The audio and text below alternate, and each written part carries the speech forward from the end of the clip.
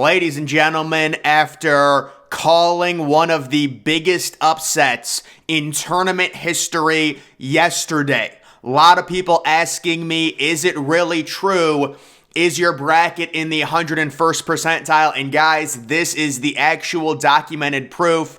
You can see it right here. It says 101. And the reason this is happening this year within the ESPN Tournament Challenge, they put in an Easter egg that gives you bonus points if you correctly predict a 16 over a 1, and that is why my personal bracket is in the 101st percentile. So I got bonus points. I'm in first place, and it's totally glitched out the entire system. My bracket has been stuck in the 101st percentile ever since last night because I got so many bonus points for correctly predicting the FDU over Purdue upset. And if you guys don't believe me, I mean, there's clips of it. It's all over the place. I shared a clip with it last night before I reacted to the upset. And yeah, it is legitimate. It's real. I think it's probably the only documented proof we've ever seen of somebody legitimately predicting a 16 over a 1. Correct me if I'm wrong. Maybe somebody picked Virginia or UMBC over Virginia, but this footage that I have of myself doing this. I mean, this is worth more than the moon landing footage back in the 60s. That's how crazy this event is. It's so seismic. I'm getting inundated with people. They want my autograph. They're offering me, $3 or $4 million. They say, listen, can I get your autograph? I'll pay you.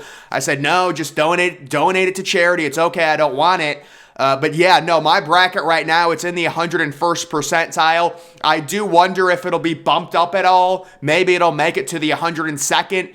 But right now, this is super exclusive. It's never been seen before unless somebody wants to check me on it. In tournament history, my bracket has officially broken the sound barrier, and it's completely glitched out the entire system because it's so epic and so unbelievable. They don't know what to do with it. So this is huge. It's legit, and that is crazy stuff there. And then taking a look at a few other brackets that I had done kind of randomly, we've got one in the 97th percentile, and we have two more in the 97 percentile as well, three more in the 97 percentile, but the one in the 97, this one obviously with Arizona winning, it's not going to do anything, but guys, this is legitimate, this is real. I want to preview every single game today, look back on the games yesterday, because we've got Sweet 16 matchups. Whoever wins these next games gets to the Sweet 16, but I just wanted to show the true proof, and there you can see right there, I'm in first place, but it doesn't have the actual bonus points. Those are hidden in an Easter egg that was done by ESPN. So I have the bonus points on top of the 310. The person that I'm tied with for first place did not predict the upset. So that's why they're like, listen, we don't know what to do with your bracket because it's better than everyone else's. We're going to say, you know what? Our system is glitched out. We can't do this. We're putting you in the 101st percentile. They're like, we cannot compute it, and I wonder, will they move me to the 102nd percentile after today? That is the big question, but guys, let's preview all the games. I'll give my takes on all of them, the round of 32 matchups here. All right, taking a look at the matchups, we have Furman taking on San Diego State. San Diego State is such an enigma. It's like they're a good defensive team, but they can lose to anyone, and they could certainly lose to Furman, but personally, they're 5.5-point favorites. This is the 12-10 game, so this game is starting soon, and I do believe that San Diego State will hold serve. Furman's victory over Virginia, even though it was a 13 over a 4, it was, I hate to say it, but it was kind of unimpressive because Virginia was a really weak 4, and they won off of a fluky failed inbounds pass. They shot a deep 3 and hit it. Nothing against Furman, but I do think them beating a 4 seed, Virginia really wasn't a 4 seed. So San Diego State, while they don't impress me, I do see them making the Sweet 16. Next, we have Duke and Tennessee. I'm surprised they didn't put this game at night because it's Duke, but it's at 2:40. and Duke, the 5 seed, sitting as 4-point favorites. A lot of money coming in on Duke recently. Of course, I would agree with that. Tennessee at this point, with the injury to their guard, they just have no offense. They almost lost to Louisiana, but I will give Tennessee credit because they were winning that entire game. The score was closer than the actual game flow. They were always up by, it seemed like, 8 to 9 points. It got close at the end, but they were in control for much of that game. I still like Duke to win this. They just completely swarmed Oral Roberts, and they were up like 12-0 with 12 minutes left.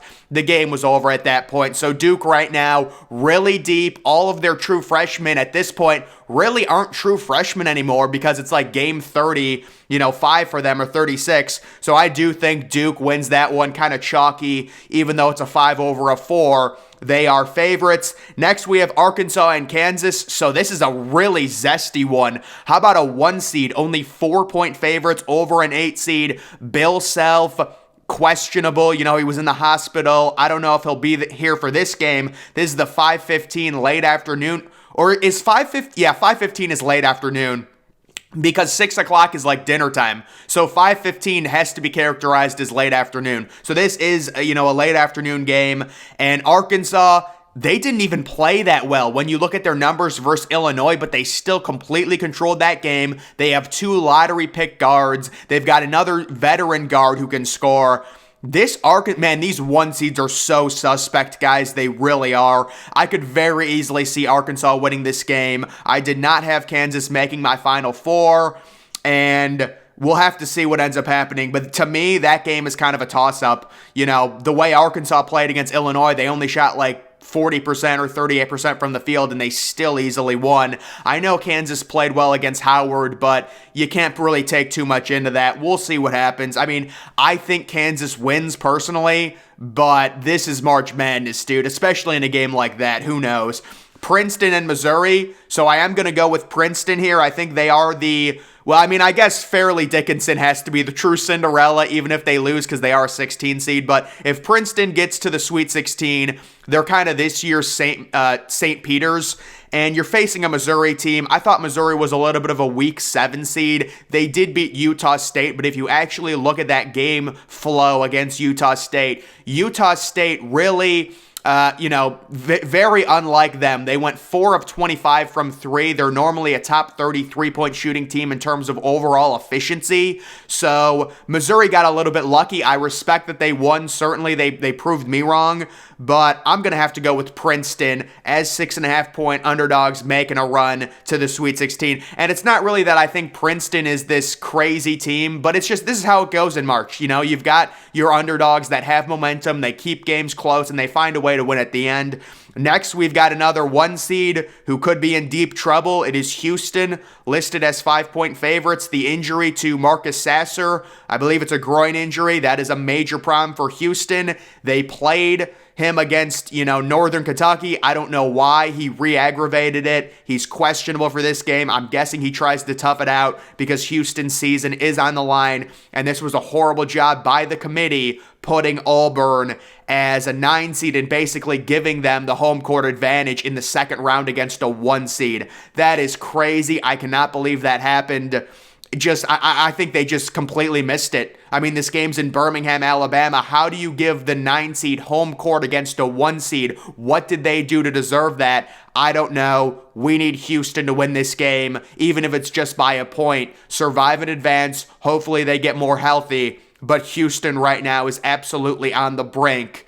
Next, we have Penn State and Texas. So both of these teams, I believe Texas was 13 of 23 from 3 against Colgate, and Penn State was 13 of 22 against Texas A&M. So both of these teams shooting the ball really well. You have to, say that Texas is the favorites in this one. But I said before the tournament started, I'm getting a weird vibe with this Texas team. I don't love them. I don't love their offense. They're not going to hit that many threes. Neither will Penn State. But this game is going to be close. It's going to come down to the wire. I think we get one upset between Auburn, Houston, and Penn State and Texas. One of those games is going to be an upset.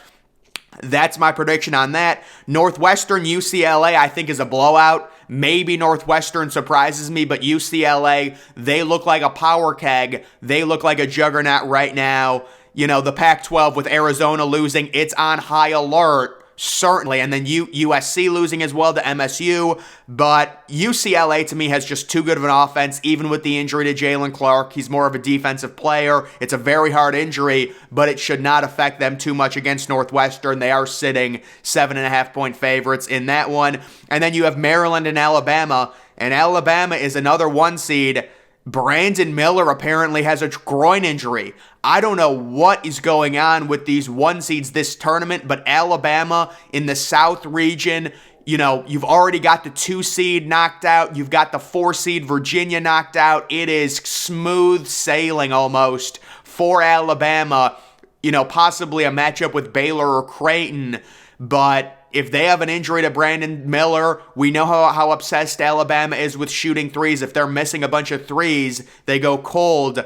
This game could be close, but I do not believe in Maryland at all. They played a game against West Virginia that I think West Virginia wins 7 out of 10 times. They shot 51% from the field. Little fluky to me, considering West Virginia is a solid defensive team. This is a game, if Brandon Miller was healthy, I would say Bama by 15, but apparently he has a bit of a groin injury. He went 0 for 5 against Texas A&M Corpus Christi. Little bit unknown going into this one, so we will have to see what happens on that. And then this is just a quick region by region breakdown. You have Bama sitting very pretty right now. Maryland and then San Diego State or Furman. I think they move on, match up with San Diego State, beat San Diego State, and then they are on to, I believe, the Elite Eight there. Then the bottom of that South region, it's Creighton and Baylor. That is a heavyweight battle between 2 inconsistent teams. They're both inconsistent, but they both have really good metrics. That's a great matchup. It's very hard to predict because we don't know what type of Creighton team we're going to see. And then Missouri and Princeton you've got down there. I think Creighton beats Baylor. Just the problem with me and Baylor is their end of the season was not good. They do have 4 above average offensive players. It was kind of close there with Santa Barbara, but they did end up winning. Creighton beating NC State. That game was close, but they closed it out really well. I think Creighton matches up with Princeton in the next round. Then you've got on the other side, Houston taking on Auburn. We're going to cross our fingers with Houston. And then Miami, Florida, and Indiana. I like Indiana in that matchup. Although, I'll tell you what, Miami, Drake completely blew that game, guys. Drake was up by 7 points with 5 minutes left. You're up by... That game, the free throw disparity. I did not watch it. But guys, can you tell me about the officiating in that game? What was that? Maybe it was legit, but the free throws, if I remember correctly, looking at the stats, it was absurd. I think Miami shot 20 more free throws. Then you've got Pitt and Xavier. I don't trust Xavier, but I certainly think they'll beat Pittsburgh. They really struggled against Kennesaw State, though. And then you have Penn State and Texas. That's really a coin flip game. I could see Penn State with the upset due to the guard play. Looking at the bottom right quadrant, you have Kansas and Arkansas and St. Mary's and UConn. That's a really good game, but I am really high on UConn. It's unfortunate that St. Mary's gets the toughest 4 seed in the second round because I did pick them over VCU, and a lot of people had VCU in the 12-5 upset. But I do think UConn matches up with Kansas in the next round. And then TCU Gonzaga, certainly Gonzaga wins that game. They kind of struggled there for a second with Grand Canyon, but they end up winning. Then Northwestern UCLA. That's going to be a heavyweight battle, Gonzaga versus UCLA. And then the final region, you've got Fairleigh Dickinson matching up with Florida Atlantic. Memphis kind of blowing that game. They were up by 1 with 7 seconds left. FAU makes a layup. FAU is sitting big favorites over the 16 seed. Duke and Tennessee, I think Duke moves on probably to take on Florida Atlantic. They've got a clear-cut path to the Elite Eight possibly there. You've got Kentucky and Kansas State. I think Kentucky wins that game after beating Providence. Kansas State holds serve against Montana State. And then very tough game for Marquette going up against Izzo, but I am taking Marquette in that one. So I think we get a Kentucky-Marquette matchup. And then we also get Duke taking on FAU in the Sweet 16. So guys, that's just an update. Make sure you're following me on Twitter. Link to that's always in the description.